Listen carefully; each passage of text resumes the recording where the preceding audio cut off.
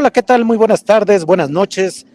Los saluda su servidor Ramón Flores, el conductor del Centinela Informa. Muchísimas gracias por el apoyo que nos brindan a través de sus comentarios aquí en la cajita de comentarios. Muchas gracias también por el apoyo que nos brindan suscribiéndose a los canales alternativos como son el Centinela Informativo y como es el Centinela Informa. Udi Uriel cada kilo. Muchísimas gracias, dice José Chablé. Saludos Ramón Flores. Ruth, saludos mi Centi. Gracias a Furios, a todos los que se van conectando. Muchas gracias. Y antes de entrar de lleno al tema de las noticias, mi querido público, les queremos pedir por favor que se suscriban al canal, activen la campanita, denle like y por favor compartan la transmisión para que próximamente estemos llegando a los primeros 50,000 suscriptores, que vamos que volamos para allá, mi querido público. Muchísimas gracias por el apoyo. Y repito, apóyenos suscribiéndose a los canales alternativos, mi querido público. Y ahora sí, entrando de lleno al tema de las noticias, mi querido público, hoy no se las pierda porque de verdad van a sacar chispas, mi querido público. Liz Morales, por fin estoy desde el principio, dice Liz Morales. Gracias a Liz, a Eva Castro, a Elsa Briceño, ya dejé mi sentilike, muchas gracias. Gracias por todo su apoyo. Y vea usted, vamos a abrir de lleno con este tema, mi querido público, porque vea usted, nosotros les hemos dicho aquí, vamos a hablar de todos los partidos, incluyendo Morena, ¿eh? Así que, mire, para que usted esté muy bien informada o informado y se entere usted, el presidente López Obrador y las pugnas internas en la 4T, escuche usted nada más, esta es la primera parte, ocupado en acabar con la corrupción gubernamental, disminuir la desigualdad, la pobreza y la injusticia, combatir la impunidad y la violencia y vigilar el buen ejercicio del presupuesto público y su distribución en programas sociales, el presidente Andrés Manuel López Obrador también libra otras batallas, como los ataques constantes de grupos de ultraderecha, que lo mismo convocan a políticos opositores. Permítame, ahí está, déjeme voltearle un poquito más para que nos veamos mejor. Repito, ocupado en acabar con la corrupción gubernamental, disminuir la desigualdad, la pobreza y la injusticia, combatir la impunidad y la violencia y vigilar el buen ejercicio del presupuesto público y su distribución en programas sociales, el presidente Andrés Manuel López Obrador también libra otras batallas como los ataques constantes de grupos de ultraderecha, que lo mismo convocan a políticos opositores que pagan a intelectuales, medios de comunicación y periodistas para desinformar y denostar al actual gobierno. Esto ocurre desde que inició la actual administración, es decir, en los últimos 3 años, pero el presidente sortea otros problemas como las disputas internas en su administración y en el partido que lo llevó a la presidencia de la República, en Morena.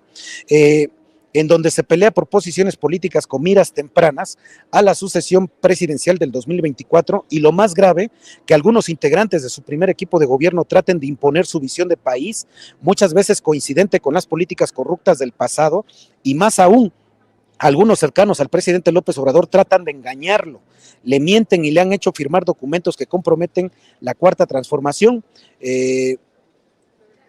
Fíjense nada más, En ese terreno se explican los constantes cambios en secretarías de Estado, subsecretarías, direcciones generales y hasta en órganos descentralizados, pues cuando son descubiertos no hay más remedio que cesarlos, removerlos o inclusive abrirles procesos penales.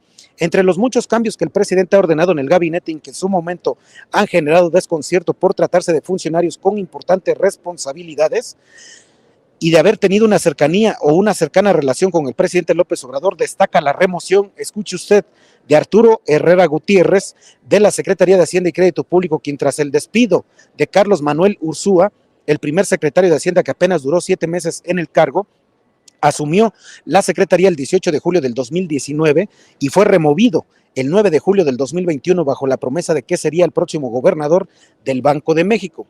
Sin embargo, a finales del año pasado se conoció que Arturo Herrera había sido borrado de la lista en Palacio Nacional para suceder en el Banco de México Alejandro Díaz de León. Ya llegó, me da gusto que vengan aquí los pobres trolecitos cuidapuertas, dice, fuera el garnachero del Palacio y todos sus cuatroteros.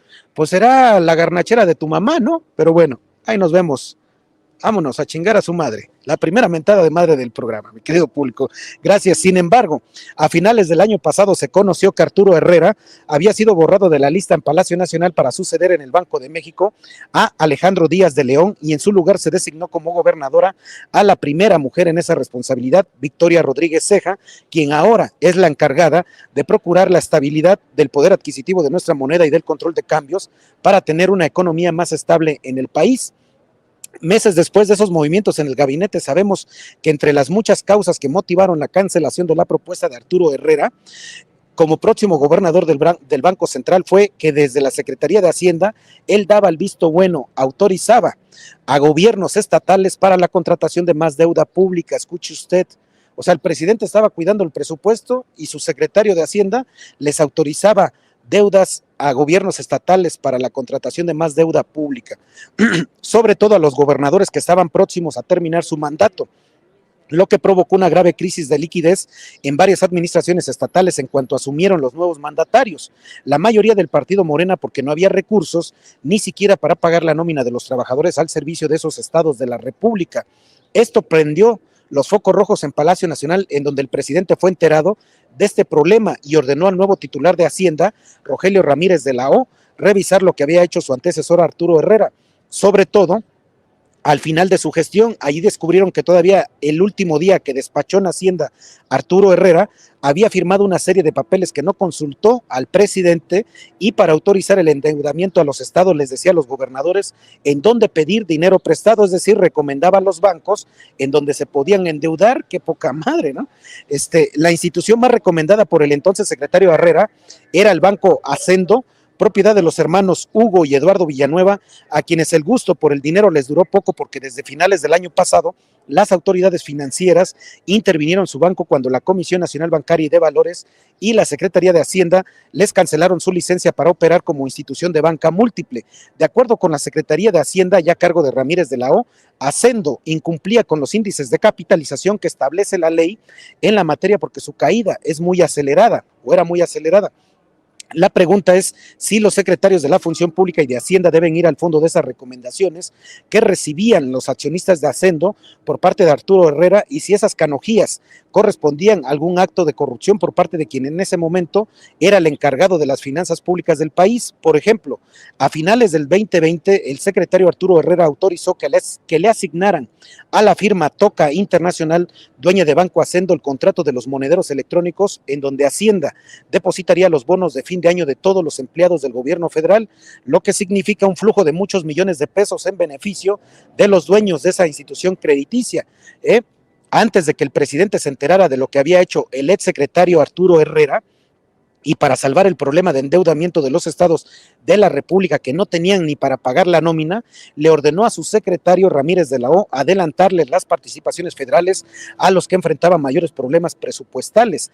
Ese era el caso de Nayarit, entre otros, que había quedado con las arcas vacías y con un enorme endeudamiento público, pero al hacer la revisión presupuestal correspondiente, Ramírez de la O descubrió que justo antes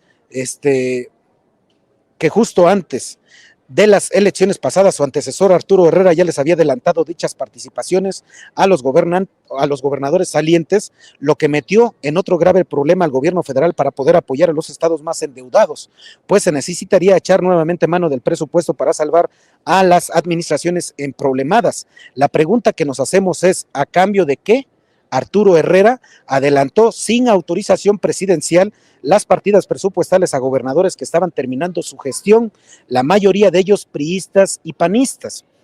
Al ser informado por el titular de Hacienda de lo que había hecho su antecesor Arturo Herrera, muy enojado, el presidente le ordenó a Ramírez de la O hacer una revisión exhaustiva a toda la gestión de los dos exsecretarios de Hacienda, Carlos Ursúa y Arturo Herrera, y allí se tomó la decisión de que este último ya no sería gobernador del Banco de México. Otro hecho que llama la atención es que Herrera, junto con el actual subsecretario de Hacienda, Gabriel Llorio González, operaban y presionaban para que la banca otorgara créditos a ciertas empresas e inclusive movían hasta reglamentos para conseguir la aprobación de esos créditos.